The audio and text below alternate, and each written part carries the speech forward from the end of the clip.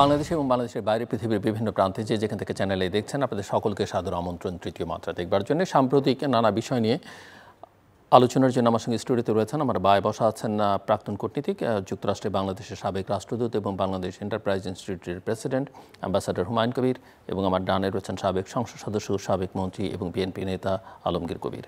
স্বাগত আপনাদের দুজনকে তৃতীয় মাত্রায়। আমি আলোচনাটা অ্যাম্বাসাডর হুমায়ুন কবির, আপনি যেহেতু আছেন আপনাকে দিয়ে শুরু করতে চাই, এবং যেটি এখন সবচেয়ে বেশি আলোচনায় বাংলাদেশে আছে সেটি হচ্ছে যে মিয়ানমার ইস্যু, এবং জাতিসংঘের একটি প্রস্তাব অনুযায়ী সহায়তা পাঠাবার জন্য রাখাইনে বাংলাদেশ একটা প্যাসেজ হিসেবে ব্যবহার করবার প্রস্তাবনা, এবং সরকারের দিক থেকে যেটা আভাস পাওয়া গেছে যে সরকার নীতিগতভাবে সম্মত, তবে শর্ত সাপেক্ষে। বাট এটি নিয়ে নানা রকমের দুশ্চিন্তা অনেকের মধ্যেই আছে যে এটি আসলে শেষ পর্যন্ত বাংলাদেশ আবার কোনো প্লেগ্রাউন্ডে পরিণত হয় কি না। সো আপনি কি দেখেন আসলে? আর তার সঙ্গে তো বড় একটা কনসার্ন আছে যে রোহিঙ্গাদের ভবিষ্যৎ কি, বা এই সরকার কি করতে পারলো, অথবা অন্তর্বর্তীকালীন সরকারের প্রধানের আশা অনুযায়ী আগামী ঈদে তারা রোহিঙ্গারা মিয়ানমারে গিয়ে ঈদ করতে পারবে কিনা, সেই আশাবাদ এবং অনিশ্চয়তা সেটাও আছে। ধন্যবাদ আপনাকে। আসলে আমি একটু প্রথমে ইতিবাচক জায়গাটাই বলি। সেটা হচ্ছে যে এই যে সিদ্ধান্ত সরকার যেটা নিল, যে নীতিগতভাবে রাখাইনে যারা রোহিঙ্গারা যারা আছে প্রায় 6 লাখের মতো, তাদের খাবার দাবার, তাদেরকে মানবিক সাহায্য দেওয়ার জন্য বাংলাদেশ জাতিসংঘকে সহায়তা করবে বা একটা হিউম্যানিটেরিয়ান চ্যানেল দেবে। এখন এটার প্রেক্ষাপটটা হচ্ছে যে আমরা জানি যে রাখাইনে গত 1 বছরের উপর কিন্তু ওখানে যুদ্ধ চলছে, এবং সেই যুদ্ধের প্রেক্ষাপটে কিন্তু এই রোহিঙ্গা জনগোষ্ঠী এখনও যারা মিয়ানমারে আছে তারা কিন্তু মংডো শহর এবং বুদিডং যে শহরগুলো আছে সেখানে কিন্তু তারা ব্যাপক ধরনের চাপের মুখে ছিল, এবং যুদ্ধ ক্লিষ্ট আমরা যাকে বলি সেই বাস্তবতায় তারা ছিল। এবং যেহেতু যুদ্ধ চলমান এখনও রাখাইনি, সেহেতু কিন্তু ওখানে এক ধরনের খাদ্য সংকটের একটা আশঙ্কা জাতিসংঘ করছে, যেটা আমার ধারণা দুর্ভিক্ষ হবে। রাইট। কাজেই সেই বাস্তবতার আলোকেই কিন্তু জাতিসংঘ প্রস্তাব দিয়েছিল, এবং জাতিসংঘ চেষ্টা করেছে ইতিমধ্যেই, ওরা কিছু সাহায্য পাঠিয়েছে। তারা চাচ্ছিল বাংলাদেশ এটাতে যদি রাজি থাকে তাহলে আরেকটু বেশি করে পাঠানো যায়। উদ্দেশ্য হচ্ছে এখানে জাতিসংঘের দিক থেকে তাদের এই রোহিঙ্গা জনগোষ্ঠীকে দুর্ভিক্ষক্লিষ্ট বা দুর্ভিক্ষ অবস্থা থেকে তাদেরকে রক্ষা করার জন্য একটা প্রচেষ্টা, এটা আন্তর্জাতিক উদ্যোগের অংশ। আমাদের দিক থেকে যে বিষয়টা ছিল সেটা হচ্ছে যে রোহিঙ্গারা যদি ওখানে বিপদগ্রস্ত হয় বা তারা যদি এরকম দুর্ভিক্ষের মুখোমুখি হয়, তাহলে কিন্তু তারা বাংলাদেশের দিকে আবার আসতে পারে। এবং ইতিমধ্যেই কিন্তু আমাদের পররাষ্ট্র উপদেষ্টা মহোদয় বলেছেন যে অনেক রোহিঙ্গা কিন্তু এই গত কয়েক মাসে বাংলাদেশে ঢুকে উঠছে। তো সেই দিক থেকে বাংলাদেশে যাতে নতুন করে আর রোহিঙ্গার স্রোত তৈরি না হয়, তার জন্যেই ওদেরকে ওখানে রেখে কিভাবে মানবিক সহায়তা দেয়া যায় সে বিষয়টা কিন্তু আলোচনায় আসছে। এখন এই দুটোর সমন্বয়ে কিন্তু আমার ধারণা আজকে যে সিদ্ধান্তটা নেওয়া হয়েছে, জাতিসংঘের মহাসচিব যখন এসেছিলেন তখনও পত্রপত্রিকার খবরে দেখেছি যে তারাও হয়তো একটা অনুরোধ করেছিলেন যে এই মানবিক সহায়তার জন্যে বাংলাদেশ যেন একটা চ্যানেল বা একটা কিছু প্যাসেজ ব্যবস্থা করে। তো এটা নিয়ে সরকারের ভেতরে আলাপ আলোচনা পরে একটা সিদ্ধান্ত এসছে। তো এখন এখানে আপনি যেটা বলছিলেন, এটা আমার দিক থেকে আমি ব্যক্তিগতভাবে মনে করি যে সতর্কভাবে ইতিবাচক একটা পদক্ষেপ। কারণ আমরা যদিও এটা অনেকে যুক্তি দেখান এবং কথাটাও ঠিক, যেটা আরেক দেশ, সেখানে আমরা এই ধরনের কাজ করতে গেলে তো এর মধ্যে জটিলতা আশঙ্কা তো থাকি, তো সেটা আছে এখন। এবং সেখানেই আমি বলতে চাই যে ধরুন অনেকে বলছে যে এই যে সাহায্যটা ওখানে যাবে, মানবিক সাহায্য, সেটা যদি আক্রমণের মুখে পড়ে তখন এর নিশ্চয়তাটা কি? 1 নম্বর। 2 নম্বর হচ্ছে যে অনেকে আবার এর সঙ্গে মার্কিন যুক্তরাষ্ট্রের পরিকল্পনাকেও জড়িয়ে ফেলছে। আমি সেটাও আসছি। দ্বিতীয় যে জায়গাটা হবে যে এই খাদ্য সাহায্য যদি যায় বা মানবিক সাহায্য যদি যায়, যাদের উদ্দেশ্যে সাহায্যটা দেওয়া হচ্ছে তারা পাবে কিনা, এই গ্যারান্টিটা কোত্থেকে আসবে? আর তৃতীয় যেটা আপনি বলছিলেন সেটা হচ্ছে এর সাথে কি অন্য কোনো শক্তির বা অন্য কোনো চিন্তার কোনো সুযোগ আছে কিনা, এবং সেখানে মিয়ানমারে চলমান যে সংঘাত তার মধ্যে কোনো বিদেশি শক্তির অনুপ্রবেশের কোনো সুযোগ বা সম্ভাবনা তৈরি হয় কিনা।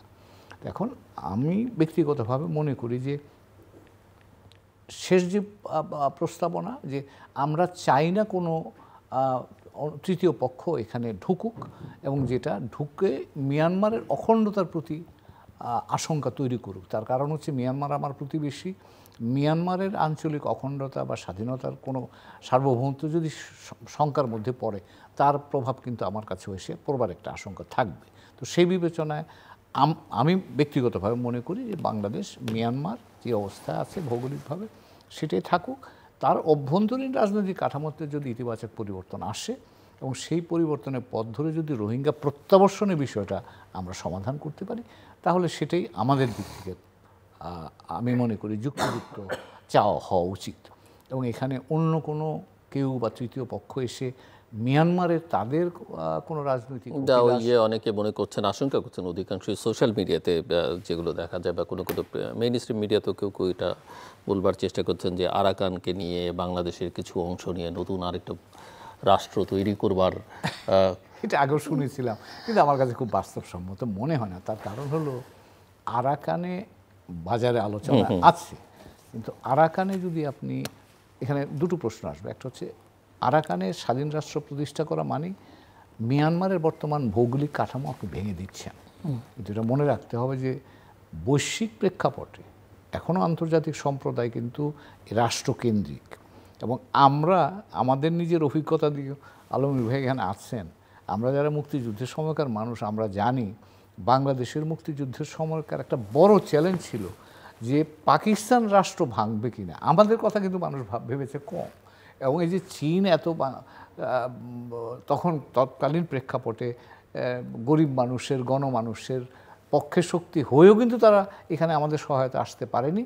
তাদের বিবেচনার প্রধান বিবেচ্য বিষয় ছিল পাকিস্তান যেন না ভাঙে। আমরা মুক্তিযুদ্ধ করছি আমরা আমাদের স্বাধীনতার জন্য।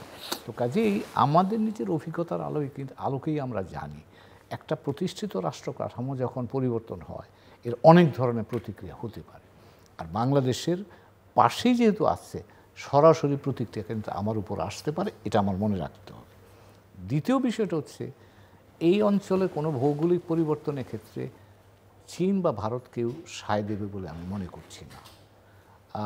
বাংলাদেশের দিক থেকেও আমরা সেই ধরনের নীতিগত কোনো অবস্থানে যাব বলেও আমার কাছে অন্তত মনে হয় না।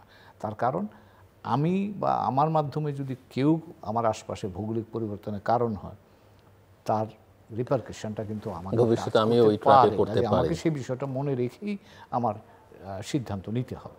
কাজে সেই জায়গায় যেটা বলা হচ্ছে যে আরাকান স্বাধীন হোক ইত্যাদি ইত্যাদি, এটা গল্প হিসেবে ভালো, কিন্তু বাস্তবে কিন্তু এটার কঠিন পরিণতি বা কঠিন রিপারকেশনের আশঙ্কা কিন্তু থাকবে। মিয়ানমারের অভ্যন্তরীণ কাঠামোর মধ্যে পরিবর্তন হয়েছে, সেটা গণতান্ত্রিক যদি হয়, ইনক্লুসিভ যদি হয়, সেখানে রোহিঙ্গারা যদি স্বীকৃতি পায়, আমাদের উদ্দেশ্য সেটাই, এবং সেই জায়গায় আমি মনে করি এবং বাংলাদেশে থাকা উচিত। আর আরও একটা জায়গা আমার চিন্তা আছে, সেটা হলো আমরা কিন্তু সাম্প্রতিককালে বলছি এবং আমাদের প্রধান উপদেষ্টা মহোদয় বলছেন আসিয়ানের সাথে সংযুক্ত হওয়ার জন্য কিন্তু আমরা সাম্প্রতিককালে আগ্রহ প্রকাশ করছি। এবং এটা শুধু আগ্রহ নয়, আগামী দিনের বাংলাদেশের অর্থনীতি বলেন, বাংলাদেশের কৌশলগত ব্যবস্থাপনায় যদি বলেন, এটা একটা গুরুত্বপূর্ণ উপাদান। কারণ আসিয়ান এখনকার উদীয়মান এশিয়ার যে তিনটা অর্থনীতি চীন, আসিয়ান, ভারত, আমি সাজালাম তাদের গুরুত্ব অনুযায়ী, সেক্ষেত্রে আসিয়ানের সাথে যুক্ত হওয়া বাংলাদেশের জন্য গুরুত্বপূর্ণ অর্থনৈতিকভাবে, কারণ এটা আমার নাফ নদীর পরেই, এবং $4 ট্রিলিয়ন $4.5 ট্রিলিয়ন অর্থনীতি, এবং আসিয়ানের সাথে আবার যুক্ত আছে আরসেপ, যেটাকে বলা হয় 15 জাতির $28 ট্রিলিয়ন ইকোনমি, যেটা রিজিওনাল কম্প্রিহেন্সিভ ইকোনমিক পার্টনারশিপ। সেটাতেও আমরা এই আসিয়ানের থ্রুতে ঢুকবার একটা সুযোগ আমার আছে। চীন পৃথিবীর সবচেয়ে বড় শক্তি, তার সাথে সরাসরিভাবে যুক্ত হওয়ার সুযোগও কিন্তু এই প্রক্রিয়ার মধ্য দিয়ে সম্ভব। তো কাজেই আগামী দিনের এশীয় অর্থনীতির যে বিকাশ, তার সাথে সংশ্লিষ্ট হওয়ার জন্য কিন্তু আমার কাছে এটা কিন্তু আমার উইন্ডোর মতো কাজ করবে। কাজেই এই বড় চেহারাটাও আমার মনে রাখা উপযুক্ত হবে বলে বা যৌক্তিক হবে বলে আমি মনে করি। কূটনীতিকের ব্যাখ্যা শুনলাম, এটা আলমগীর কবির রাজনীতিকের অবস্থা। আমি এমন একটা বিষয় নিয়ে আলোচনায় পড়েছি, আর আমার হুমায়ুন কবির ভাই আমার বিপরীতে। তো ভারত বাংলাদেশ সম্পর্ক এবং ওই ভারত বাংলাদেশ ইস্যুটাতে আমরা পরে আসি, বার্মা ইস্যু, এই মিয়ানমার ইস্যু, এই দুটি বিষয় এই অঞ্চলে শান্তি বিনষ্ট করেছে, এই অঞ্চলে যুদ্ধ অবস্থা সৃষ্টি করেছে এবং উত্তেজনা, আবার ঠান্ডা লড়াই, আবার উত্তেজনা, এটা বারবার এই অঞ্চলকে উত্তপ্ত করেছে এবং এই অঞ্চলে যুদ্ধ অবস্থা, যদিও তৃতীয় বিশ্বযুদ্ধ হবে কিনা এটা নিয়ে প্রশ্ন আছে। তৃতীয় বিশ্বযুদ্ধ হয়তো হবে না, মোড়লদের প্রয়োজনেই তারা যুদ্ধ করে, আবার যুদ্ধ করে না, তাদের প্রয়োজনটাই যুদ্ধের দিকে না। তবে প্রথম বিশ্বযুদ্ধ, দ্বিতীয় বিশ্বযুদ্ধ হয়েছিল ইউরোপকে নিয়ে, ইউরোপ ভাগাভাগি করা নিয়ে এই যুদ্ধটা বাধে। তো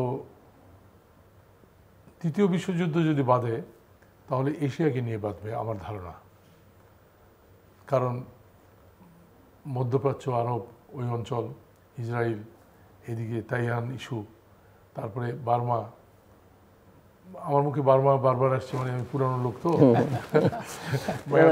আমেরিকানরাও এখন বার্মা, এখনো বার্মাই বলে, বার্মা একটু আছে, তো বার্মা একটাও তারা দিয়েছে। তো এই মায়ানমার, এটা বাংলাদেশের জন্য একটা বিপজ্জনক। একদিন এই বার্মা কিন্তু শান্তির দেশ ছিল এবং এখান থেকে জাতিসংঘের মহাসচিব উথানকে নেওয়া হয়, তখন আমরা স্কুলের ছাত্র। তো বার্মাকে নিয়ে গর্ব করত এশিয়া, কিন্তু সেই বার্মা ছিন্ন ভিন্ন হয়ে গেছে, রক্তাক্ত হয়ে গেছে, জাতি বিদ্বেষ, ঘৃণা, হিংসা, জাতিগত নিপীড়ন বার্মাকে ছিন্ন ভিন্ন করে দিয়েছে। তো এখন বাংলাদেশের ঘাড়ে চেপেছে রোহিঙ্গা ইস্যু। বার্মার আরেকটা বিস্ফোরা রোহিঙ্গা, এই রোহিঙ্গাটা বাংলাদেশের জন্য বিস্ফোরা বার্মার না বাংলাদেশের, বার্মারও বিস্ফোরা, আমাদেরও বিস্ফোরা, কারণ রোহিঙ্গাকে তারা মেনে নিচ্ছে না। তাদের জাতিগত বিষয় নিয়ে তো আমি কথা বলবো না, সেই জন্য আমি ওদের জন্য বিস্ফোরাই বলবো। আর আমাদের জন্য বিস্ফোরা এই জন্য যে এতগুলো আশ্রয় দিতে হয়েছে, এদের খাওয়াতে হচ্ছে, পড়াতে হচ্ছে, তারপরে এদের আশ্রয় দিয়ে শান্তি পুরস্কার নেওয়ার একটা চেষ্টা ছিল, সেটাও মিস হয়ে গেছে, সেটাও পায়নি বাংলাদেশ। তো বাংলাদেশের কোনো লাভ হয়নি, বাংলাদেশের কোনো লাভ হয়নি রোহিঙ্গাদের আশ্রয় দিয়ে। তো এখন আমার দৃষ্টিতে যেটা মনে হয় যে আগামী দিন এক এশীয় যে দৃষ্টিভঙ্গি, এই দৃষ্টিভঙ্গি নিয়ে যদি আমরা এগোতে পারতাম তাহলে মায়ানমার, বাংলাদেশ মিলে একটা ইউনিটির প্রতিফলন ঘটতো হয়তো, কিন্তু সেটা ঘটেনি এই জন্য যে এখানে অনেকগুলো খেলোয়াড় এখানে জড়িত হয়ে গেছে। মায়ানমার ইস্যুতে অনেকগুলো খেলোয়াড়, ইন্ডিয়া ওরাও খেলছে আড়ালে আপনারা থেকে, ওরা আফগানিস্তানে খেলে ওখানে ধাক্কা খেয়ে চলে আসছে, আবার পাকিস্তান নিয়ে খেলাধুলা আছে, বিভিন্ন বিষয় নিয়ে খেলাধুলা আছে। ফলে ভারতীয় খেলা একটা ইম্পর্টেন্ট, বাংলাদেশের জন্য যে বিপজ্জনক খেলা খেলছে ইন্ডিয়া, তার 7 সিস্টার আছে, এগুলোকে সামনে রেখে ইন্ডিয়া একটা পক্ষ, চায়না একটা পক্ষ। দেখে মনে হয় না, আমাদের প্রতিভাত হচ্ছে যে চায়না বোধহয় নিউট্রাল, না, চায়না নিউট্রাল না। চায়নার রোলটা খুব বিব্রতকর রোল, এবং এটা বলতে চায় না, আমাদের অনেক রাজনীতিকরা বলতে চায় না চায়না একটা বৃহৎ শক্তি, অর্থনৈতিক শক্তি, এটা সেটা। এই যেমন ইন্ডিয়াকে মনে করে আমাদের রাজনীতিকরা যে ইন্ডিয়াটা বিরাট শক্তি, বিরাট অস্ত্র ভাণ্ডার তার, এই সেই। তারপরে চায়না একটা অর্থনৈতিক শক্তি, তার বিশাল অস্ত্র ভাণ্ডার। তো আমাদের পলিটিক্সটা, আমাদের কূটনীতি, আমাদের রাষ্ট্রনীতি আমরা দেখব, আমাদের দৃষ্টিকোণ থেকে দেখব। তো এখানে আমাদের যে নেতাই আসুক বা যে দলই আসুক, বার্মা প্রশ্নে তারা ভুল সিদ্ধান্ত নিয়েছে বারবার। এই কথাটা কেউ বলে না, বারবার তারা ভুল সিদ্ধান্ত নিয়েছে। মায়ানমারের সাথে বাংলাদেশের যে সম্পর্ক, এটা বাংলাদেশকেই নির্ণয় করা দরকার ছিল, কখনো বাংলাদেশ নির্ভর করেছে আমেরিকার উপরে, কখনো নির্ভর করেছে চীনের উপরে, কখনো নির্ভর করেছে ইন্ডিয়ার উপরে, যার ফলে তারা আমাদের বন্ধু দেশ। আমি সেদিন সরকারে থাকার সময় আমি বেগম খালেদা জিয়াকে বলেছিলাম যে আপনি বার্মাতে আমাদের এই পার্বত্য চট্টগ্রামের দুই একটা নাম বলেছিলাম যে এদেরকে অ্যাম্বাসেডর করে পাঠান, কারণ আর্মি মিলিটারিদের পাঠান, মিলিটারিরা ওখানে যে তাদের মিলিটারি মেজাজ দেখায়, কূটনীতি হয় না, কূটনীতিক পাঠান, আর না হলে ওদের জাতি ভাইদের পাঠান, ওদের মামা টামা ভাই ভগ্র আত্মীয় স্বজন ওই পারে আছে বার্মাতে, এবং বড় বড় পদে আছে, জেনারেল তারা। কিন্তু যাই হোক, যে কোনো কারণেই হোক, আমরাও পারিনি। আমরাও কূটনৈতিকভাবে এগুলো মোকাবেলা করা দরকার। আমি রাজনৈতিকভাবে মোকাবেলা করা দরকার। রাজনৈতিক চিন্তা দিয়েই বার্মার সাথে বাংলাদেশের রিলেশন নিশ্চয়ই ভালো হতো।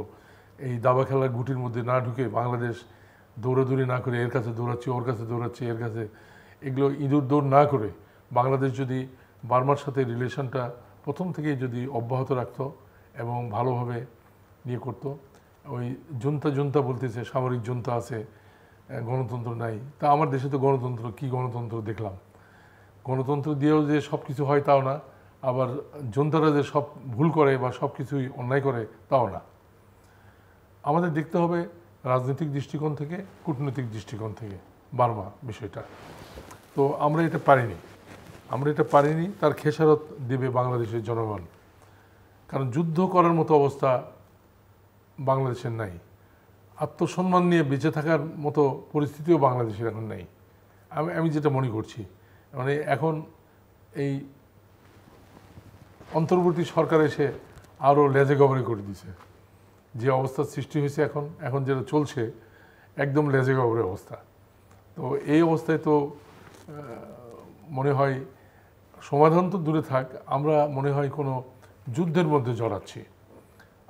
আমরা যুদ্ধের মধ্যে তাই মনে হচ্ছে, আমরা কোনো যুদ্ধের মধ্যে জড়াচ্ছি, এবং আমরা যুদ্ধে জড়াতে চাই না। যুদ্ধ করার মতো অবস্থা বাংলাদেশের নাই। যে যত বড় বড় কথা বলুক, ভালো ভালো কথা বলুক, আমরা শান্তিপূর্ণ সহাবস্থানের মধ্য দিয়ে, যদিও আজকে পঞ্চশীলের নীতি কার্যকর নয় পৃথিবীতে, আমি এখনও মনে করি যে ওই নন অ্যালাইনমেন্ট মুভমেন্টটা ওটা ভালোই ছিল, ওটা বাংলাদেশের জন্য প্রয়োজন ছিল। যদিও এটাকে অপোজ করে সবাই, আমি একাই শুধু বোধহয় সমর্থন করি। তো ভালো নিরপেক্ষভাবে বন্ধু বাড়ানো, শত্রু কমানো, যুদ্ধ এড়ানো, এটা আমাদের দরকার। এবং এর জন্য দরকার হচ্ছে উঁচু স্তরের রাজনীতি, উঁচু স্তরের কূটনীতি। এবং এটা আমার মনে হয় হুমায়ুন কবির ভাই আরো ভালো বলতে পারবেন। জি, মিস্টার হুমায়ুন কবির, সাবজেক্ট এটা আপনার পালা। এবং আমি জাস্ট ওই প্রশ্নটি একটু যুক্ত করে দিতে চাই, আগেও করেছি, যে রোহিঙ্গাদের প্রত্যাবাসনের আদৌ কোনো সম্ভাবনা আপনি দেখেন কিনা নিকট ভবিষ্যতে? দূর ভবিষ্যৎ তো অবশ্য ইতিহাস বলে যে সময় যত গড়াবে সম্ভাবনা তত তিরোহিত হবে। আমি এটা দুইভাবে দেখি। একটা হচ্ছে যে রোহিঙ্গাদেরকে তাদের স্বদেশে স্বগৃহে ফেরত পাঠানো, এটা কিন্তু বাংলাদেশের নীতিগত অবস্থান, এবং আমার ধারণা বিশ্বের বেশিরভাগ দেশই সেটাকে সমর্থন করে। এটা কূটনৈতিক উদ্যোগ যদি বলি, খানিকটা রাজনীতিকে বলতে পারে। কিন্তু তার চেয়ে গুরুত্বপূর্ণ বিষয় হচ্ছে যে রোহিঙ্গারা যেখান থেকে এসছে এবং যেখানে যাবে সেখানকার বাস্তবতাটা কী। এবং আমরা দুবার কিন্তু উদ্যোগ নিয়েছি। থার্ড টাইম একটা হাফ উদ্যোগ ছিল পাইলট নেওয়ার জন্য 2023 সালের ডিসেম্বরে। তো কাজে আমরা আড়াইটা উদ্যোগ নিয়েছি, এই আড়াইটা উদ্যোগের কোনোটাই বাস্তবায়িত হয়নি। তার প্রধান কারণ মিয়ানমারে আরাকান রাজ্যে বা রাখাইনে তারা যে ফেরত যাবে, সেখানে যাওয়ার মতো অনুকূল পরিবেশ তৈরি হয় নাই। এখন সেটা যদি আমরা একটু নজর দিই, তাহলে দেখেন আপনি মিয়ানমারে আমি যদি মনে করি 2011 সালের পর থেকে মিয়ানমারের অভ্যন্তরীণ রাজনীতিতে, অর্থাৎ গণতন্ত্র প্রত্যাবর্তনের পরে মিয়ানমারের রাজনীতিতে যে গুণগত পরিবর্তন হয়েছে, সেই গুণগত পরিবর্তনের নেতিবাচক প্রভাবটা এসে পড়েছে রোহিঙ্গাদের উপর। কারণ আগে রোহিঙ্গা বিষয়ে বা মিয়ানমারের সামগ্রিক বিষয়ে সামরিক কর্মকর্তারা সিদ্ধান্ত নিতে পারতেন, বা কেন্দ্র থেকে কেন্দ্রীয় সরকার সিদ্ধান্ত নিলে সেটা তারা বাস্তবায়ন করতে পারত। গণতন্ত্র প্রত্যাবর্তনের পরে 2000 পর থেকে কিন্তু রাজনৈতিক শক্তি এবং সামাজিক শক্তির উত্থান হয়েছে। এবং এই রোহিঙ্গাদের ঘটনা বলি আমরা 2011 সাল থেকে যদি দেখি, 12 সাল থেকে মা বাথা আন্দোলন বলে একটা আন্দোলন হয়েছে, ধর্মীয় আন্দোলন হয়েছে এবং সামাজিক আন্দোলনের ফলে এই রাখাইনেও রোহিঙ্গাদের কিন্তু অবস্থান করা দুঃসহ হয়ে পড়েছিল। এবং এই যে তারা 2017 সালে প্রায় 1 মিলিয়ন রোহিঙ্গা বাংলাদেশে চলে এসছে, সেটা কিন্তু কেন্দ্রীয় সরকার, সামরিক বাহিনী, স্থানীয় রাজনৈতিক দল এবং স্থানীয় বিভিন্ন সংস্থা সকলেই কিন্তু এর মধ্যে অংশীদার ছিল। তো কাজেই মিয়ানমারের অভ্যন্তরে যে একটা নতুন বাতাবরণ তৈরি হয়েছে, রাজনৈতিক বাতাবরণ যদি আমি বলি বা সামাজিক বাতাবরণ বলি, সেটা যতক্ষণ পর্যন্ত অনুকূল না হবে ততক্ষণ পর্যন্ত আপনি টেকসইভাবে এই সমস্যার সমাধান পাবেন বলে আমার মনে হয়। এটা বাস্তব, কঠিন বিষয় বা বাস্তব। এখন সেই জায়গায় আমরা কিছু করতে পারি কি না, আমরা সেটা কি আমরা সরাসরি পারবো? আমার মনে হয় না সেই জায়গায় বাংলাদেশ এখনও সেই অবস্থায় আছে বা সেই প্রস্তুতি আমাদের আছে। আমরা যেটা করতে পারি সেটা হচ্ছে মিয়ানমার নিয়ে অন্তত 2 পর্যায়ে আলোচনা হয়। একটা হচ্ছে বৈশ্বিক পর্যায়ে আলোচনা হয়, যেটা মিয়ানমার ডায়াসপোরা কমিউনিটি বলি আমরা। আরেকটা হয় আসিয়ানের মধ্যে থেকে ASEAN 5 পয়েন্ট যেটা তারা দিয়েছিল সেই প্রেক্ষাপটে।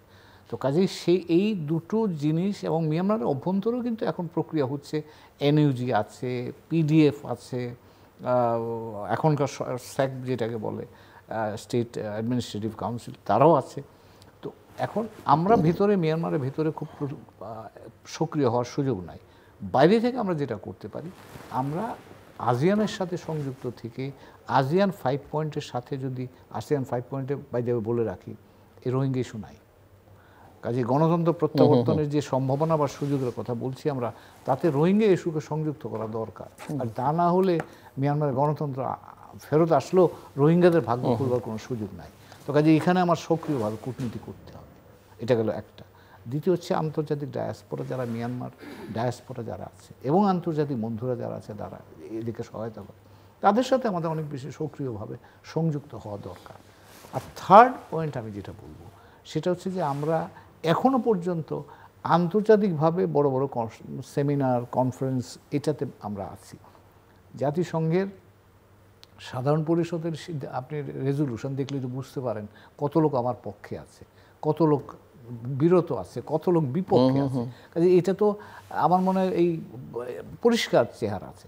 এবং সেখানে আমাদের এখানে ভূরাজনৈতিক যে জটিলতাটা আছে সেটা কিভাবে আমরা নিরসন করতে পারি সে ব্যাপারে আমাদের মনোযোগী হতে হবে। এবং এই এখনকার প্রেক্ষাপটে নতুন উপাদান হচ্ছে সে আরাকান আর্মি।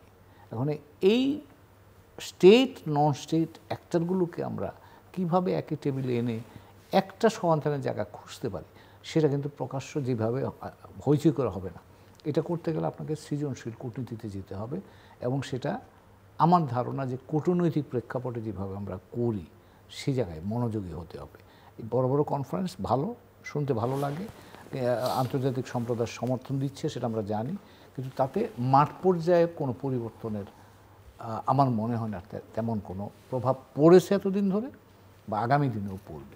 কাজে আমরা যদি সমাধান চাই তাহলে এখানে স্টেক হোল্ডাররা যারা আছে, মেজর স্টেক হোল্ডার, সেটা মিয়ানমারের ভেতরে বলেন, state non state both, China, India, ASEAN, US, European union, Japan, এগুলোকে আমরা ম্যানেজ করে তবেই আমরা একটা কিছু যদি করতে পারি, তাহলে আপনি রোহিঙ্গাদের প্রত্যাবর্ষণের একটা, মানে আমি বলবো যে সক্রিয় আশাবাদ, আশাবাদ দুটো সরাসরি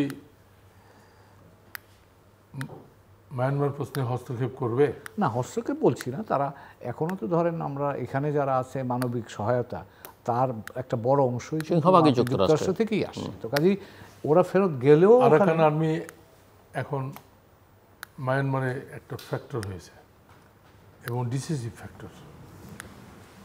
তো এই অবস্থায়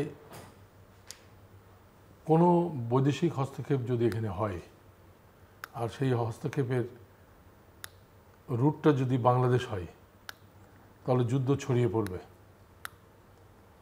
সেটা হওয়া বাঞ্ছনীয় নয় বলে মনে করি, কারণ এখানে এই জায়গাটা চীনের সফটওয়্যার বেলি। এখানে আমাদের নিজেদের সফট বিলি আছে। কাজে এখানে আমরা অতি সতর্ক থাকা প্রয়োজন এই জায়গাটাতে, এটা আমার ব্যক্তিগত ধারণা।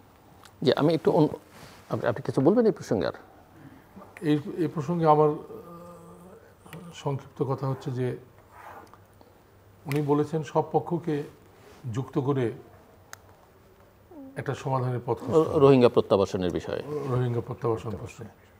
তো বাংলাদেশ যে উদ্যোগগুলো এতদিন নিয়েছে রোহিঙ্গা প্রত্যাবাসনে, সেগুলো কার্যকর হয়নি। এটা না হওয়ার কারণ চায়না, ইন্ডিয়া, এরাই ছিল বাধার কারণ, এই দুটো শক্তি। আমি যতদূর ধারণা করেছি বা বুঝেছি, তাদের এগুলো বিস্তারিত আলোচনা অনেক সময় লাগবে। তো এই দুটো শক্তির বাইরে মার্কিন যুক্তরাষ্ট্র একটা শক্তি। মার্কিন যুক্তরাষ্ট্র বার্মায় অ্যাক্ট করেছে এবং বার্মা প্রশ্নে বিভিন্ন উৎসাহ দেখিয়েছে, এবং রোহিঙ্গা প্রত্যাবাসনের প্রশ্নে মার্কিন যুক্তরাষ্ট্রের একটা রোল আছে। তো সেটা প্রতিভাত হয়নি এখনও। বাংলাদেশে মার্কিন যুক্তরাষ্ট্রের রোলটা উদ্ভাসিত হয়নি। এটা উদ্ভাসিত হওয়া দরকার। এটা হলে এর সাথে বাংলাদেশ যদি যুক্ত হয় তাহলে এটা দ্রুত পরিণতির দিকে যাবে, না হলে যাবে না এটা। জি, আমি একটু ভারত পাকিস্তানের মধ্যকার যে টেনশন এখন চলছে সেটা সম্পর্কে আপনাদের মতামত দুজনের শুনতে চাই। বাংলাদেশের কারো কারো ভূমিকা, বক্তব্য, এই দুই পক্ষের কাউকে কাউকে অসন্তুষ্ট ইতিমধ্যেই করেছে, সেটাও আমরা দেখেছি। এবং সরকারের অবস্থানটা আমরা পরিষ্কার জানি যে বাংলাদেশ, যেটা পররাষ্ট্র উপদেষ্টা বলেছেন, যে বাংলাদেশ এই অঞ্চলে শান্তি চায় এবং পরিস্থিতি গভীরভাবে পর্যবেক্ষণ করছে। এই বিষয়ে আপনার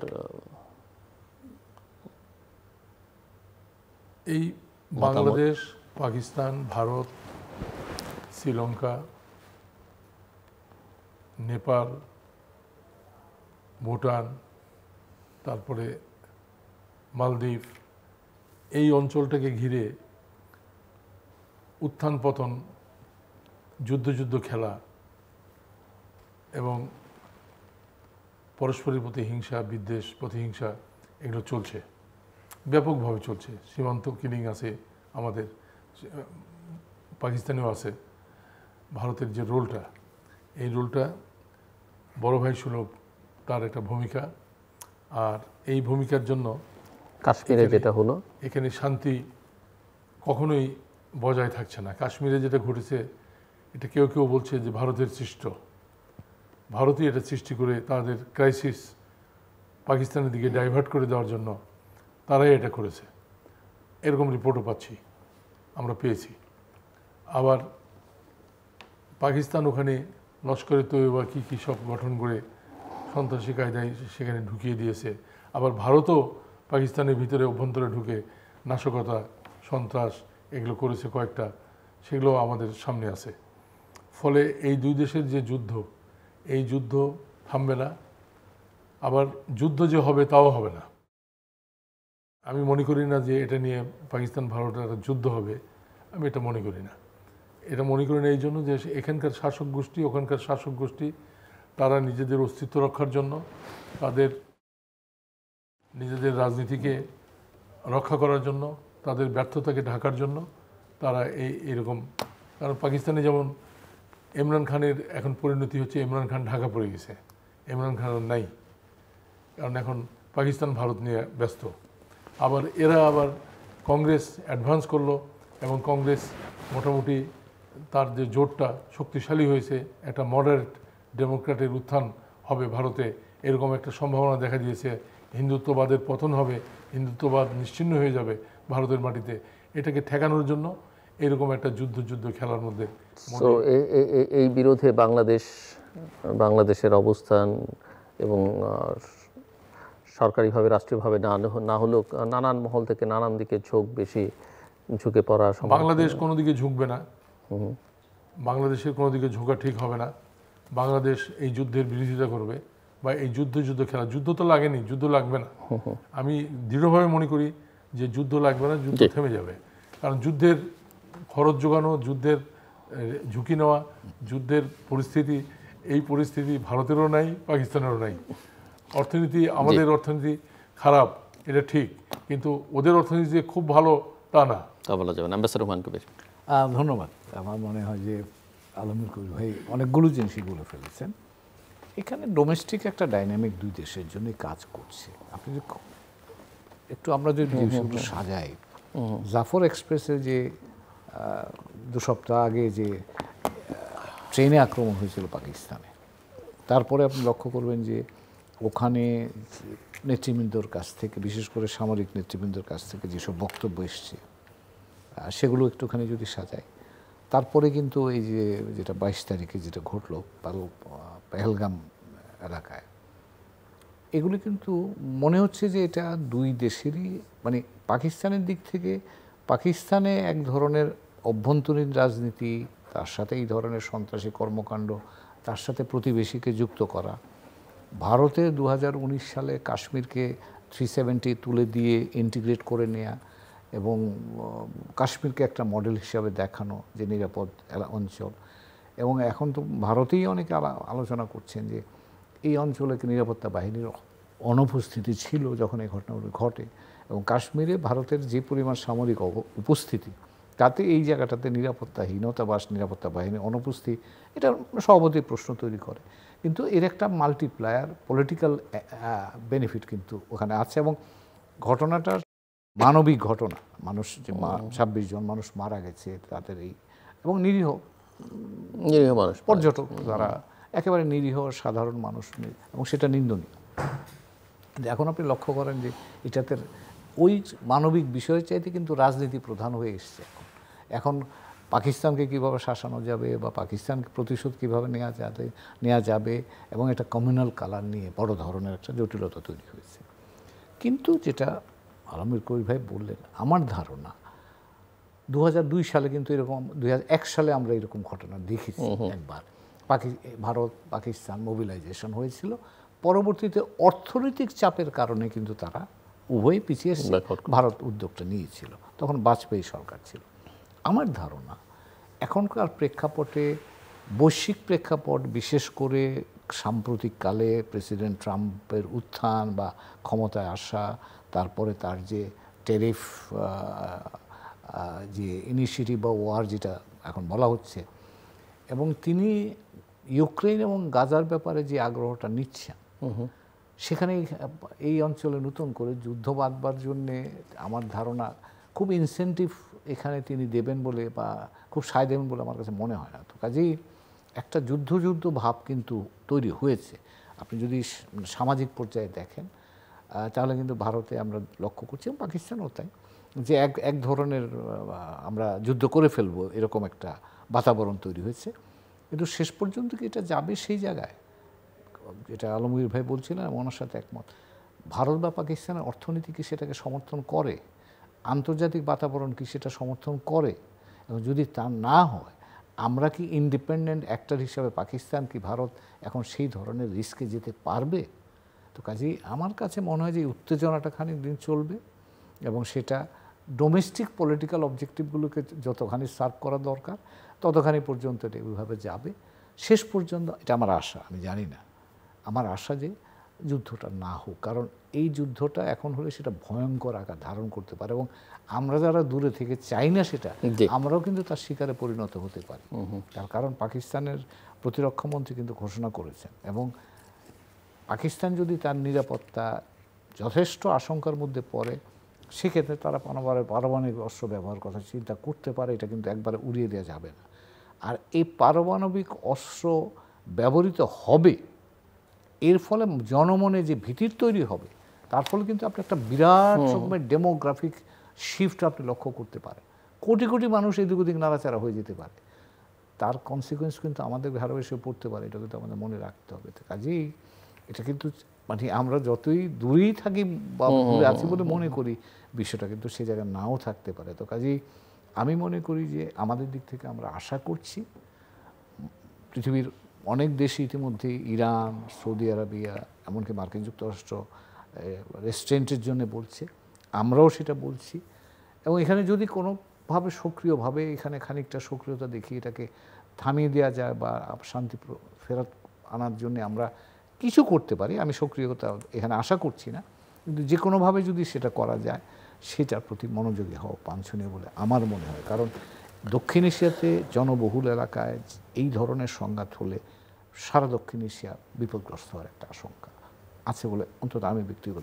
আমি আরেকটা প্রসঙ্গ, বাংলাদেশ ভারত সম্পর্ক নিয়ে আমরা সবসময় আলোচনা করি। সম্প্রতি আমরা আল জাজিরার সঙ্গে অন্তর্বর্তীকালীন সরকারের প্রধান উপদেষ্টা প্রফেসর ইউনূসের একটা সাক্ষাৎকার দেখলাম, এবং বাংলাদেশ ভারতের সম্পর্কে টানাপোড়েন বিশেষ করে এই সরকারের আমলে সেটা বেশ দেখা গেছে, এবং দুই সরকার প্রধানের মধ্যে বৈঠক হচ্ছিল না। বিমস্টেকে সামিটের সময় সেই বৈঠকটা হলো দুজনের মধ্যে, কিন্তু সেটা নিয়েও আমরা নানা রকমের বক্তব্য দুপাশ থেকে শুনেছি, কোনো মিল খুঁজে পাওয়া যায়নি। এবং প্রফেসর ইউনূস যেটা বলছেন যে শেখ হাসিনার প্রসঙ্গে তার সঙ্গে নরেন্দ্র মোদীর কথা হয়েছে, এবং তিনি বলেছেন যে তাদের দেশে তারা রাখতে পারে, আপনার দেশে আপনি রাখেন, কোনো অসুবিধা নেই, কিন্তু তার কথাবার্তা বন্ধ করার উদ্যোগ নেন, এবং নরেন্দ্র মোদীর থেকে কোনো সাড়া পাওয়া যায় না। তিনি বলছেন যে আমি তো সোশ্যাল মিডিয়া নিয়ন্ত্রণ করতে পারি না, কে কীভাবে ব্যবহার করবে। সো আপনি কি বুঝতে পারছেন এইসব বক্তব্যের মধ্য থেকে, বা সব মিলিয়ে কি সম্পর্ক টানাপোড়েনটা থেকেই যাচ্ছে বা উন্নতির কোনো লক্ষণ নেই? ব্যাংকক মিটিংয়ের পরে কিন্তু একটা ধারণা হয়েছিল সম্পর্কটা হয়তো ইতিবাচক দিকে যাত্রা করবে, কিন্তু তার দু একদিন পরে কিন্তু আমরা দেখলাম ট্রান্সশিপমেন্টটা সাসপেনশন হয়েছে। তো সেটা আমার কাছে মনে হয় যে more political or diplomatic than economic একটা মেসেজ এখানে আছে। তারপরে আমরাও কিন্তু সেটা রিঅ্যাক্ট করলাম, আমরাও কিন্তু ভারত থেকে ওভারল্যান্ড অনেক কিছু ইম্পোর্ট, আমরা শুধু ভারত নয়, নেপাল, ভুটান, তাদেরকেও আমরা এর মধ্যে নিয়ে এসেছি। ফলে এক ধরনের অর্থনৈতিক টানাপোড়েন কিন্তু দুই দিকে নতুন করে শুরু হয়েছে, যেটা ব্যাংকক বৈঠক হওয়ার পরে। এবং এখন ধরেন এটা সত্যি কথা যে যতক্ষণ পর্যন্ত শেখ হাসিনা ওখান থেকে বক্তব্য দেবেন তার একটা শ্যাডো এখানে পড়বেই। এবং যেহেতু এই সরকার অন্তর্বর্তীকালীন সরকার, এই সরকারের মধ্যে এক ধরনের সেন্সিটিভিটি আছে এবং তারা এই ব্যাপারে সেন্সিটিভ থাকবেন। এবং আমার ধারণা যতক্ষণ পর্যন্ত ভারতের সাথে সম্পর্কটা সহনীয় পর্যায়ে না আসবে ততক্ষণ পর্যন্ত ভারত সরকার এই ব্যাপারে তাদের এখনকার যে অবস্থান সেটাই হয়তো বজায় রাখবে। এবং সেটা দুই পক্ষের জন্য অবশ্যই ইতিবাচক নয়, কারণ ভারত আমাদের নিকট প্রতিবেশী, বহুমাত্রিকভাবে আমরা এর সাথে জড়িয়ে আছি একে অপরের সাথে। সেটাকে আমি মনে করি যে আমাদের অবস্থানটা সম্মানজনক এবং সমতার ভিত্তিতে রেখেও সম্পর্কটাকে একটা সহনীয় জায়গায় আনা প্রয়োজন, এবং আনতে পারলে বোধহয় ভালো হয়। এবং সেটা হলে হয়তোবা যে তৃতীয় বিষয়টা যেটা আপনি বলছিলেন সেটার বিষয়, সেটা চাপা পড়বার বা সেটা সাইডলাইন হয়ে যাওয়ার একটা সম্ভাবনা হয়তো তৈরি হতে পারে। মিস্টার আলমগীর কবির, ভারতের সাথে তো সম্পর্ক কারোই ভালো না, আশেপাশের কোনো দেশেরই ভালো না। এমনকি বার্মার মতো একটা দেশ যুদ্ধে ক্ষতবিক্ষত, ওই দেশটার সাথেও ভারতের সম্পর্ক ভালো না। আবার পাকিস্তানের সাথে ভালো না, শ্রীলঙ্কার সাথে ভালো না, তারপরে মালদ্বীপের সাথে ভালো না। নেপাল তো ভারতের নাম শুনলে দাঁড়ায় যায়, নেপালের সাথে খারাপ, ভুটানের সাথে খারাপ, বাংলাদেশের সাথেও খারাপ। বাংলাদেশের সাথে ভালো ছিল, জনগণের সাথে ভালো ছিল না। বাংলাদেশের একটা পাপেট গভর্নমেন্ট ছিল এখানে, এই সরকারের সাথে, একটা স্বৈরাচারী ফ্যাসিস্ট সরকারের সাথে ভারতের সম্পর্ক ছিল, কিন্তু বাংলাদেশের জনগণের সাথে ছিল না। এখন বাংলাদেশের জনগণ প্রচণ্ড ভারত বিরোধী। ভারতের আচরণে তারা সীমান্ত হত্যা বন্ধ করেনি, তারা আমাদের পানি আটকায় রেখেছে, তারা স্মাগলিং, এখানে এই যে ফেন্সি ডিলের যে চোরাচালান, মাদকের চোরাচালান, এগুলো সমানে চালাই যাচ্ছে সীমান্ত এলাকা দিয়ে, তারা এটা বন্ধ করেনি। তারপরে এখানে অস্ত্র ঢোকানো, বাংলাদেশের ভিতরে ভারতের থেকে সন্ত্রাসীদের মাধ্যমে অস্ত্র ঢোকানো, এগুলো কাজগুলো ভারত করে যাচ্ছে এবং এটা একটানা করে যাচ্ছে। ভারত শুধু শায়েস্তা হচ্ছে চীনের কাছে। চীনের কাছে শায়েস্তা এই জন্য, ওই যে চীন ওমর উসুরি অঞ্চলে সৈন্য মোতায়েন করেছে, চায়না তাদের যে লাদাখ এলাকায় সৈন্য মোতায়েন করেছে, আরও বেশ কয়েকটা জায়গায় সৈন্য মোতায়েন করেছে বিগত কয়েক মাসে। এখন ভারত পাকিস্তান সামলাবে না চায়না সামলাবে না বাংলাদেশের সাথে শত্রুতা বজায় রাখবে?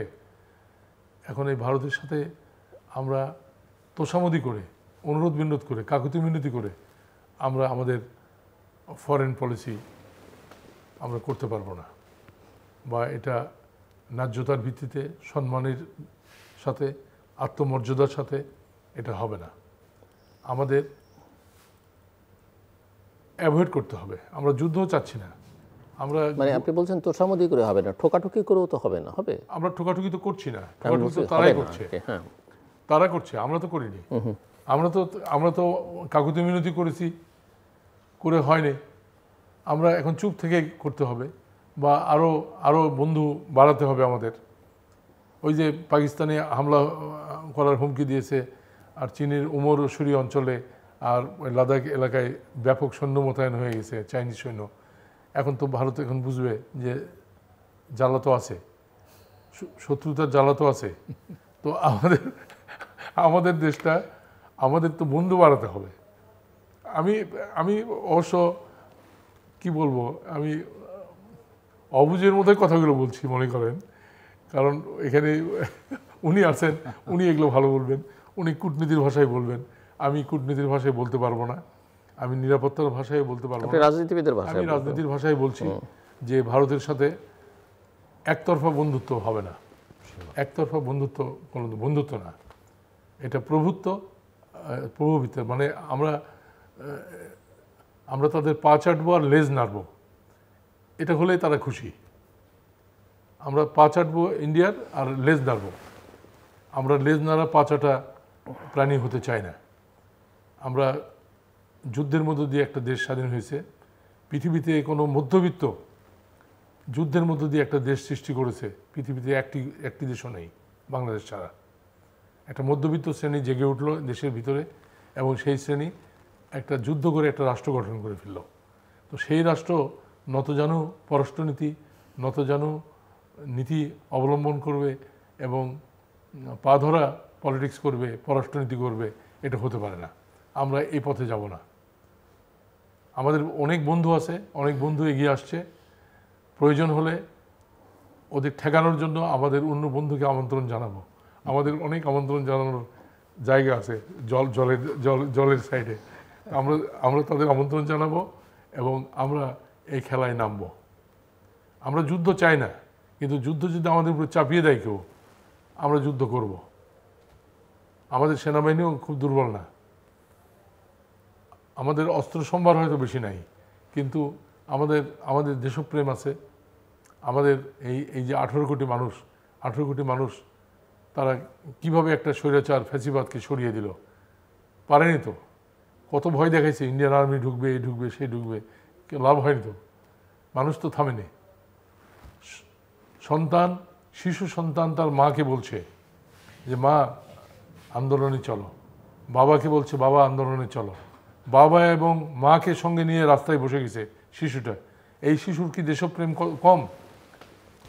পৃথিবীতে এরকম ঘটনা আমি জানি না, আপনারা জানেন কিনা আমি জানি না, সমস্ত পৃথিবীতে এরকম ঘটনা নাই যে শিশু সন্তান তার মা বাবাকে নিয়ে রাস্তায় বসে যায়, একটা গণ অভ্যুত্থান ঘটায়।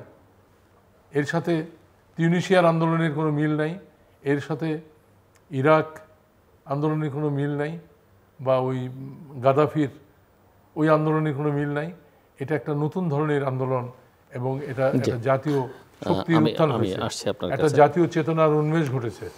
এবং এই চেতনাকে রক্ষা করতে হবে আমাদের, এই চেতনাকে রক্ষা করতে হবে। এবং স্বাধীন সার্বভৌম বাংলাদেশ, তার জন্য আমরা নির্ভর করব জনতা এবং সৈনিক এক হবে। জি, অ্যাম্বাসাডার হুয়ান আমরা শেষের দিকে একটু দেশের দিকে একটু নজর দিতে চাই। নির্বাচন সংস্কার এইসব বিষয় নিয়ে আলোচনা বিতর্ক। প্রফেসর ইউনূস আমি আল জাজিরার সাক্ষাৎকারের কথা বলছিলাম, সেখানে বলেছেন জনগণ চায় তারা থাকুক, তাদের প্রতি সমর্থন আছে, জনগণ নির্বাচনের জন্য চাপও দিচ্ছে না। যদিও তিনি বলছেন ইতিহাসে সর্বকালের সেরা নির্বাচন তিনি বা তার সরকার করবে, এবং ডিসেম্বর থেকে জুনের মধ্যে নির্বাচনের মধ্যে এর মধ্যে নানা বিতর্ক। কেউ নির্বাচন ডিসেম্বরের মধ্যে চাইছেন, কেউ স্থানীয় সরকার নির্বাচন আগে চাইছেন। সব মিলিয়ে আসলে বাংলাদেশের আগামী দিনগুলো আপনি কি দেখেন? এবং আমরা আঞ্চলিক শান্তির কথা বলছি, বৈশ্বিক শান্তির কথা বলছি, অভ্যন্তরীণ শান্তির কি হবে? আর আপনি তো যেহেতু শান্তি নিয়ে কাজ করছেন, দেশের বিভিন্ন প্রত্যন্ত অঞ্চলেও ঘুরে বেড়াচ্ছেন, তরুণদের সঙ্গে, নাগরিকদের সঙ্গে কথা বলছেন। কঠিন প্রশ্ন, তবে কয়েকটা আপনার অবজারভেশন এবং সাজেশনস এবং প্রেডিকশন আমি predict করতে পারবো কিনা জানি না, কিন্তু আমার উপলব্ধিগুলো আপনার সাথে শেয়ার করতে পারি। প্রথম যেটা হচ্ছে, তো 3-4 মিনিট সময় আপনার জন্য। 3-4 মিনিট। আমি একটা হচ্ছে যে বাংলাদেশের, আলমগীর কবির ভাই বলছিলেন যে আমাদের একটা নতুন আত্ম উপলব্ধি হয়েছে এবং একটা মর্যাদা বোধ তৈরি হয়েছে কিন্তু মানুষের মধ্যে। তো কাজে আমার ধারণা আগামীর সরকার যারাই করবেন, এই সরকারটা তো অন্তর্বর্তীকালীন সরকার, সীমিত সময়ের জন্য, তাদেরকে জনগণের এই প্রত্যাশা, এই বোধ, এই উপলব্ধিটা আত্মস্থ করে কিন্তু দেশের শাসন কাঠামোটা তৈরি করতে হবে। দ্বিতীয় যে জায়গাটা হচ্ছে সেটা হলো যে ক্ষমতা থেকে ক্ষমতাকে ফিজিক্যালি ব্যবহার করার যে প্রবণতা বাংলাদেশে আছে গত প্রায় 50-53 বছর ধরেই আমরা এটা দেখেছি। এই প্রবণতা থেকে বেরিয়ে আসতে হবে, কারণ গতবার এই জুলাই আগস্টে আমরা দেখেছি যে আপনি শক্তি প্রয়োগ করে মানুষকে চাপাতে, দাবিয়ে রাখতে পারেন না। এটা বাংলাদেশের সেই মুক্তিযুদ্ধের সময় থেকেই, তারপর থেকেই আমরা এটা শুনেছি, এবার তো আমরা চোখেই দেখলাম। তো কাজেই বাংলাদেশকে যদি আপনি, ভবিষ্যৎ বাংলাদেশকে যদি আপনি শান্তিপূর্ণ রাখতে চান, তাহলে আপনাকে এই শক্তি প্রয়োগের অল্টারনেটিভ কিছু একটা চিন্তা করতে হবে। সেটাতে জনগণের কাছে গ্রহণযোগ্য একটা শাসন কাঠামো আপনাকে উপহার দিতে হবে এবং জনগণকে তার সাথে সম্পৃক্ত রাখতে হবে, যাতে তারা ওন করতে পারে, এবং এই ওনারশিপটা তৈরি করতে হবে আমার কাছে মনে হয়। এবং তার জন্য যদি আপনি কনসালটেটিভ মেকানিজমটাকে স্ট্রেংথেন করা বলেন, এবং আজকে যে রিফর্ম করা বলা হচ্ছে, এই রিফর্মের কিন্তু আপনি আন্ডারলাইন মেসেজগুলো যদি দেখেন, তাহলে কিন্তু সেটা দেখবেন ব্যালেন্স, অর্থাৎ ক্ষমতা যাতে অতিমাত্রায় ব্যবহার না করা হয়, যেই কারণে যেটা যার প্রভাবে সেটা স্বৈরতান্ত্রিক হয়ে যায়, এবং জনগণ যদি সেই ক্ষমতাকে ক্ষমতাকে ব্যবহারের ক্ষেত্রে একটা প্রক্রিয়ার মধ্যে, আলোচনার প্রক্রিয়ার মধ্যে থাকতে পারেন, তাহলে সেটা জনগণের কাছাকাছি থাকবে, তাইলে স্বৈরাচারী হওয়ার প্রবণতাটা কমবে বা এটাকে মডারেট করা যাবে। তো এই জায়গাগুলোতে আমার ধারণা এই সংস্কারটাও জনগণ চায়, যে যাতে করে সরকারের মধ্যে একটা ভারসাম্য থাকে, সরকারের মধ্যে জনগণের সম্পৃক্ততা থাকে। আর আরেকটা জিনিস মানুষ চায়, সেটা হচ্ছে বাংলাদেশে বিচার, ন্যায় বিচারের জায়গাটা। আপনি দেখেন কোর্ট কাছারিগুলোতে গেলে 33 লাখ মামলা ঝুলে আছে, এবং এটা শুধু জনগণ চায় তা না, বাংলাদেশে বিদেশি বিনিয়োগ না আসবার অন্যতম প্রধান বাধা হচ্ছে, কোনো যদি এখানে ডিসপিউট বা কনফ্লিক্ট হয়, এটার কোথায় সমাধান পাওয়া যাবে এটা কিন্তু খুঁজে পাওয়া মুশকিল। তো কাজেই আপনাকে এই জায়গাটা তো মনোযোগী হতে হবে, ন্যায় বিচার, এবং সেটা যাতে পাওয়া যায়, কনফ্লিক্ট রেজলিউশনের মেকানিজম, সেটা আপনি লিটিগেশন, কোর্ট সিস্টেম বলেন, অন্য কোনো এডিআর বলেন, অন্য কোনো জায়গায় যদি যেতে চান, সেগুলো আপনাকে করতে হবে। আর যেটা বলবো যে এই দেশের মানুষ কনসেন্ট, সম্মতির ভিত্তিতে শাসন কাঠামো যদি দাঁড় করাতে হয়। বাংলাদেশের সমস্যা তো হচ্ছে এই জায়গাটাতে, আমরা মুক্তিযুদ্ধ করলাম, মানুষ প্রাণ দিল, তার মতের ভিত্তিতে সরকার চলবে বলে, আজও পর্যন্ত কিন্তু জনগণের কনসেন্টের ভিত্তিতে সরকার চালাতে পারলাম না। এই যুক্তি ওই যুক্তি দিয়ে কেউ না কেউ এটাকে তার মতো করে সাজাবার চেষ্টা করছে। তো আমি গণতন্ত্র যদি চাই, তাহলে গভর্নেন্স বেসড অন কনসেন্ট করতে হবে। তার মাধ্যমটা হচ্ছে একটা সুষ্ঠু, গ্রহণযোগ্য, সকলের অংশগ্রহণযোগ্য একটা নির্বাচনের কাঠামো, নির্বাচনের ব্যবস্থা করা। এবং আমার ধারণা এই সরকার জনগণের যে প্রত্যাশা তৈরি হয়েছে জুলাই আগস্টে, সেটার নির্যাস যদি আপনি বলেন, ডিস্টিলেশন যদি বলেন, সেটা কিন্তু আগামী নির্বাচনে জনগণের মতামতের ভিত্তিতে সরকার প্রতিষ্ঠার মধ্য দিয়ে হবে। তারা যাকে ক্ষমতায় দিতে চান, তারা যাকে ভোট দেবেন, তারাই ক্ষমতা নেবেন, এবং তারা কিভাবে ক্ষমতা চালাবেন তার কয়েকটা ধারণা আমি একটু আগে আপনার সাথে শেয়ার করি। ধন্যবাদ মিস্টার আলমগীর কবির। আমি আগেও বলেছি, আপনার এখানে আবার বলছি, দেশের প্রথম সমস্যাটা হচ্ছে দেশের দুর্নীতি, ঘুষ দুর্নীতি, স্বজনপ্রীতি, লুটপাটতন্ত্র, এটা হলো দেশের 1 নম্বর সমস্যা। এবং এই সমস্যাকে অবহেলা করে, এটা না দেখে যদি কেউ দেশ চালাতে চায় তিনি দেশ চালাতে পারবেন না। মহাখালীতে রাস্তার ধারে বসে পিঠা ভাজতেছে যে মাটির পাতিলে, তার কাছ থেকেও চাঁদা নেয়। পুলিশ একবার চাঁদা নেয়, একবার চাঁদা নেয়। আমার নওগাঁ শহরের লিটন ব্রিজের কলা বিক্রি করে, যে ওখানে ধুপি বিক্রি করে, যে ওখানে রাস্তার ধারে বসে যে এই বাদাম বিক্রি করে, তার কাছ থেকে টাকা নেয়। আমাকে তারা বলেছে, তারা নিজেরাই আমাকে বলেছে। তো মানুষকে রক্ষা করতে পারবেন না, মানুষকে বাঁচাতে পারবেন না, মানুষকে নিরাপত্তা দিবেন না, শান্তি দিবেন না, দেশ চালাবেন, দেশ চালাতে পারবেন না।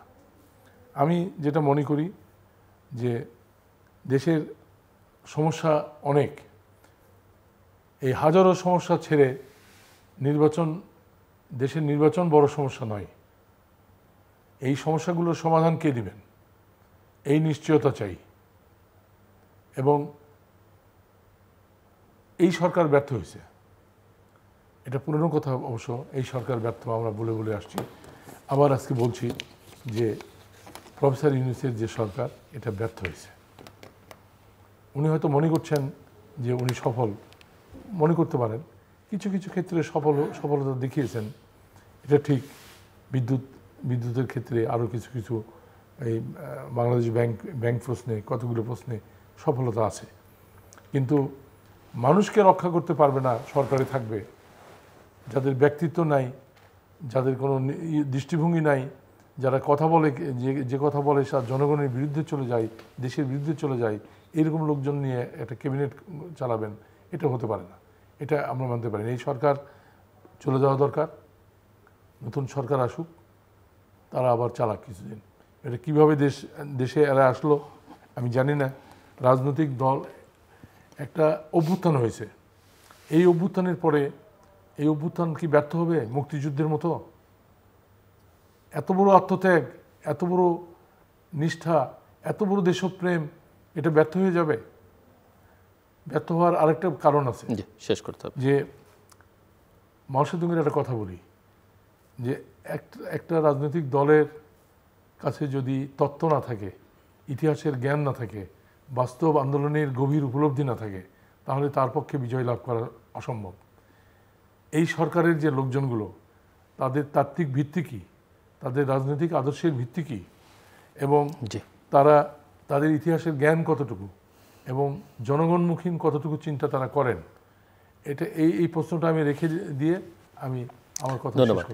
দর্শক, অনুষ্ঠানের শেষ প্রান্তে আমরা সামাজিক যোগাযোগ মাধ্যম ফেসবুক, এক্স এবং ইউটিউবে তৃতীয় মাত্রা লাইভ স্ট্রিম হচ্ছে, আপনারা দেখতে পারেন। টেলিভিশনের পর্দায় দেখতে না পারলে যে কোনো সময় যে কোনো স্থান থেকে ইউটিউবে তৃতীয় মাত্রা চ্যানেলটি সাবস্ক্রাইব করে পর্ব বা পুরনো পর্বগুলো আপনারা দেখতে পারেন। মিস্টার আলমগীর কবির এবং অ্যাম্বাসাডর হুমায়ুন কবির, অসংখ্য ধন্যবাদ এই আলোচনা সবার জন্য।